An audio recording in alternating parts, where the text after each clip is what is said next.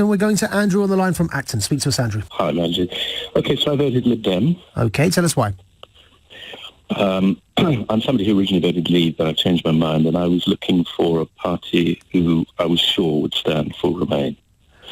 Okay. So I thought about the Greens, I thought about Change, I thought about Lib Dem, and in the end I thought, well, they have a very strong, consistent message about Remain. There's no doubting what one is voting for with them. If Labour had not sat on the fence, I would have considered voting Labour, even though I'm historically a Conservative voter.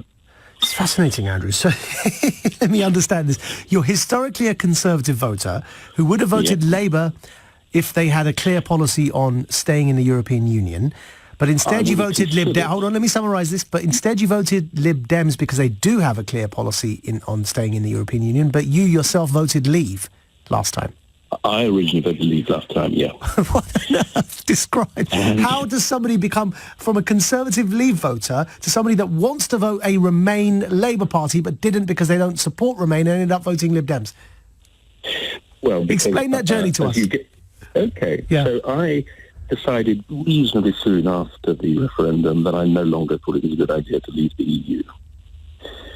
And do you feel that you were hoodwinked?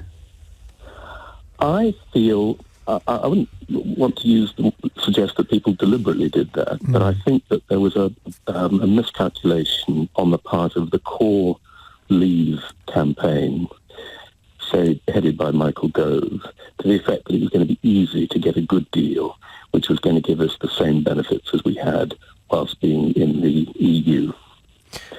And I think, for me, it's become apparent that that's just impossible. Well, logically,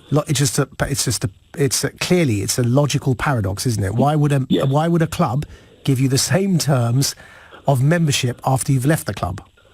True, but Michael Gove's answer at the time was, because they sell more to us than we sell to them. That it's so important for them to get a deal that they will effectively give us special treatment. Which defeats the purpose of having a club in the first place, and therefore would be, for them, political suicide. Which now we can all see. Yeah. So I think gradually there's a widening acceptance that that was impossible.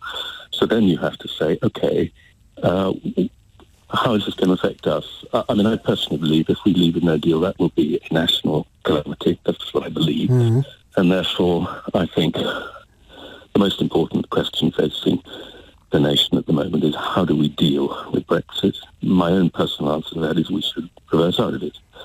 And therefore, that's why I was looking for a party which had a clear, unmistakable message that it was to Remain. That all explains why you switched from a Conservative Leave voter to a Liberal Democrat Remain voter. But why would you vote Labour then if they started to support Remain? Because that means that your policy on Brexit isn't the only thing that's shifted, but also politically you've gone from the right to left in the space of, 3 years? Yes. That, what I said, Maajid, was that I would have considered it. And the reason I would have considered it is because I think the Brexit question is so important. And if they had been willing to say, we will give another referendum now, I think for the short term, that's the single most important question. All right, Andrew, as these elections indicate, perhaps many people think, as you do, that is the single most important question. Thank you very much for calling in there. A fascinating psychological profile. Conservative voter, voted Leave, switched over, now voted Remain Lib Dems, but would vote Labour if they supported Remain. Very interesting to see that kind of change happening